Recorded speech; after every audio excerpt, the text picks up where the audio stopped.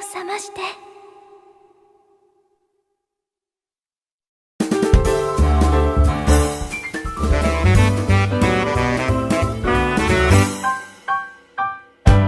目を覚まして。こんにちは。ゼルダの伝説が大好きなミルと申します。私は過去のゼルダの伝説シリーズすべてをプレイし、そのすべてをクリア済みしているものです。そんな僕がブレスオブザワイルドの何がすごかったのかという点に注目して、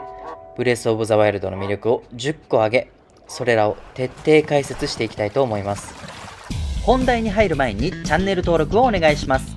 このチャンネルではゼルダの伝説やスマブラなどをメインにゲーム動画の投稿やライブ配信を日々していますので、見逃さないように通知もオンにしてくださいね。このチャンネル自体に興味がなければ、この動画にだけでも高評価をぜひ。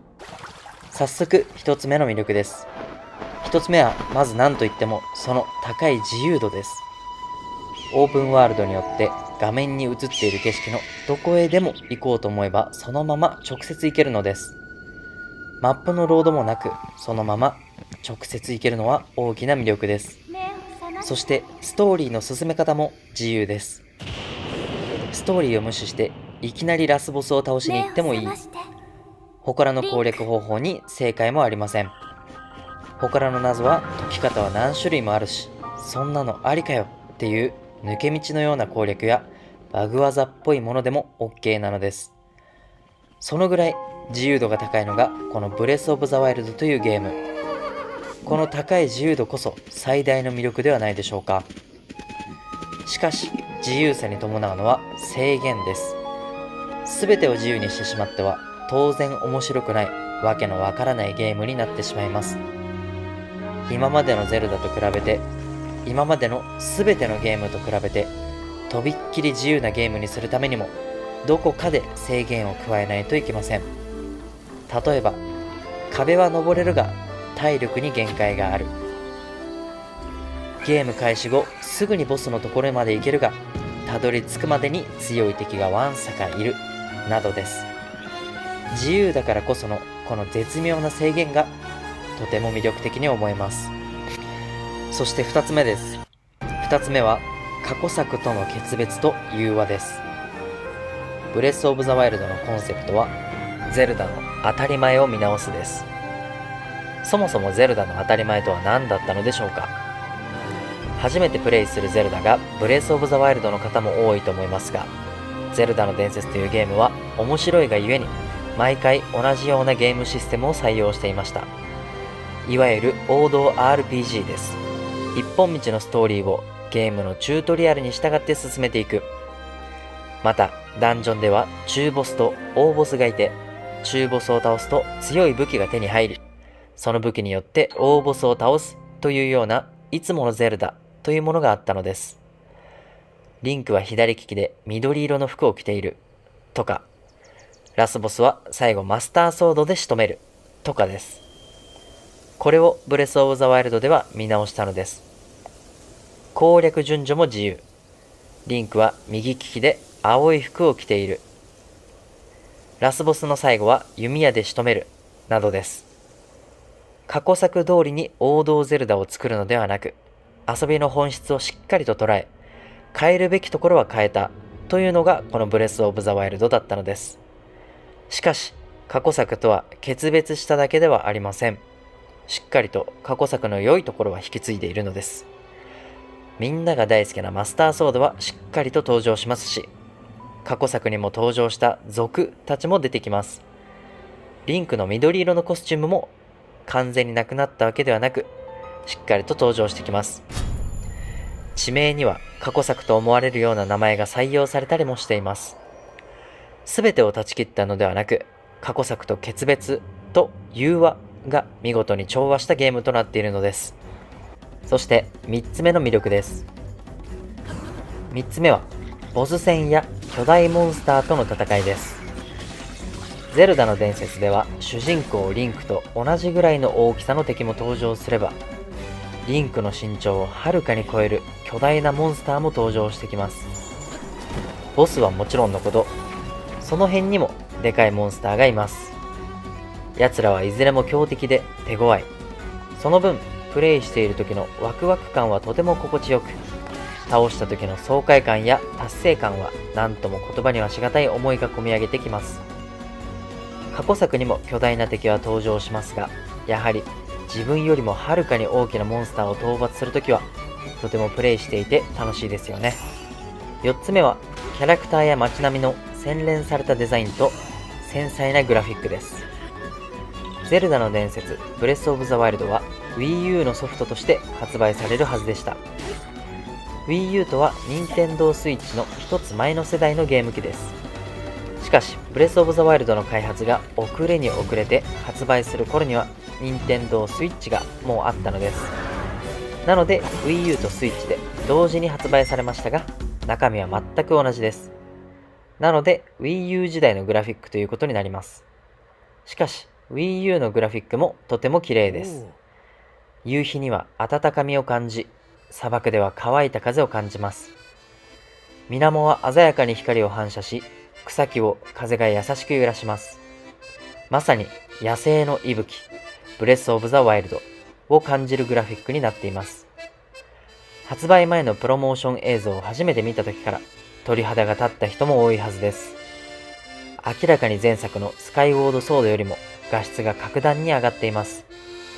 HD 画質で表現されたハイラルはまさにプレイしている人をそこにいるかのように感じさせる没入感を生みます。そして丁寧なグラフィックで描かれたキャラクターや街並み。キャラクターは動きや表情、服装などが徹底的に作り込まれ、街は時間とともに変化し、建物の細部まで美しく作り込まれているのがブレスオブザワイルドの大きな魅力ではないでしょうか。5つ目は、時に激しく、時に優しい音楽です。CD が発売されるほどの人気な BGM たち。ゼルダシリーズの音楽は、ブレスオブザワイルドに限らず、どれも素晴らしい音楽がゼルダの世界観を作り上げています。オープニング曲を聴けば思い出がこみ上げてくるし、英傑たちのテーマを聴くだけで涙する人も多いのではないでしょうか。戦闘中の曲は躍動感にあふれ、戦局に応じて変化し、街中の曲は長時間聴いていても疲れません。自分がいる場所やシーンに応じて絶妙に変わっていく BGM は意識しないと気づかないことの方が多いです。それでもそこまで丁寧に細部まで作り込まれていることに感動を覚えます。音楽は記憶とよく結びつくと言われていますが、まさにその通りです。ブレスオブザワイルドの曲を聴くと、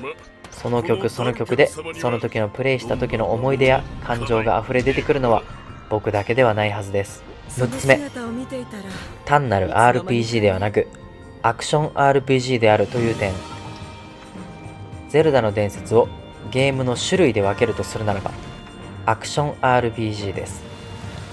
アクションでもなく RPG でもないアクション RPG。ブレスオブザワイルドでは過去作と比べてさらにアクション要素が増しています。戦闘時に回避をちょうどいいタイミングで入れるとラッシュというものを狙えたり、空中で弓矢を構えるとスローモーションになる演出。弓矢は体より顔に当てた方が威力が強くなるというヘッドショット要素。アクション面で過去作と比べると奥深さが出ています。今までもスカイウォードソードでは盾でのジャストガードなどがありましたが、今作のアクション要素はかなり強いと言っていいでしょう。これはライトユーザーを遠ざけてしまう要素にもなり得ます。バ・ナボリスでジャストガードやラッシュをできずに何度もやられてしまった人もきっと多いはずです。しかし何度かやっていればいずれ倒せるぐらいの難易度に調整はされているので、大きなマイナスに働くことはなく、むしろ戦闘を自分なりにアレンジできる遊び要素を増やしてくれているのではないでしょうか。7つ目はクリア後も楽しめる数多くのサブイベントです。多すぎると言っても過言ではありません。コログ集めは多すぎて僕も諦めてしまいました。祠、武器、ミニチャレンジ、装備などなど、タワー開放や写真集めなど上げ始めたらキリがありません。クリア後も楽しめますが、クリア前はサブイベントをやりすぎてメインイベントがおろそかになってしまうことすらあります。やってもやらなくてもいいよという要素があまりにも多すぎますよね。個人的にはもっとメインのイベントを増やしてもよかったのではないかなと思っています。8つ目は DLC によって飽きさせないという点です。すでにたくさんの要素が積み込まれまくっているのに、今時は DLC、ダウンロードコンテンツといって追加で楽しむことができます。ブレスオブザワイルドでは DLC として試練の覇者や英傑たちのバラッド、さらには VR での視聴の追加など様々な追加要素が実施されています。ゲームソフトがオンラインで更新できるようになってからのバグ修正やコンテンツの追加が容易にできるようになって、同じゲームを長く遊べるようになったことは大きな魅力であることは間違いありません。9つ目はバグの発見や SNS でのコミュニティです。バグ技が今もなおどんどん発見されていますよね。任天堂の公式的にはそんな遊び方はしないでよって思っているかもしれませんが、やはりあのように壮大なゲームではバグが出てくるのは致し方ないことですよね。光の弓矢をこっそり持ち逃げしたり、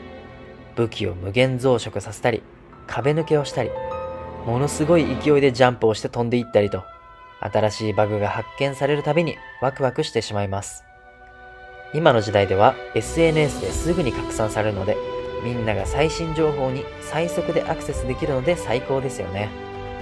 まだまだバグは発見されるでしょう。そしてその度に RTA 勢がまたとてつもない記録を出していくのです。RTA とはリアルタイムアタックの略で、ゲームをいかに短い時間でクリアするかという競技です。そして最後に語らさせていただく魅力はストーリーについてです。ブレスオブザワイルドのストーリーは単なるハッピーエンドではありません。そしてもちろん単なるバッドエンドでもありません。ストーリーを進めれば進めるほど過去の悲惨な記憶が蘇り、胸を締め付けられます。ハイラル王も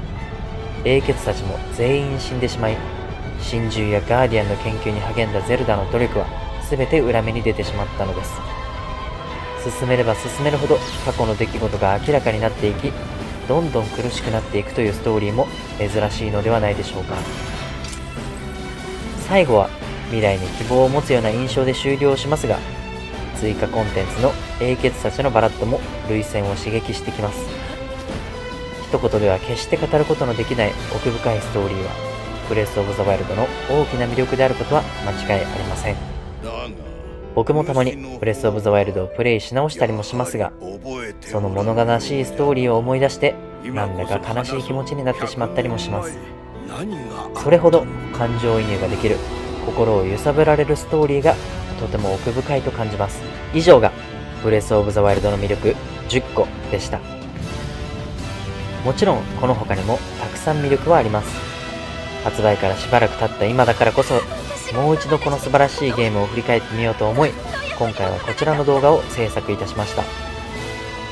どこか共感していただける点もあったかなと思います。僕と同じようにこのブレスオブザワイルドが大好きな方に見てもらえたら嬉しい限りです。ブレスオブザワイルドをまだプレイしたことない人もぜひ遊んでみてください。そして他のゼルダシリーズをまだやったことがない方は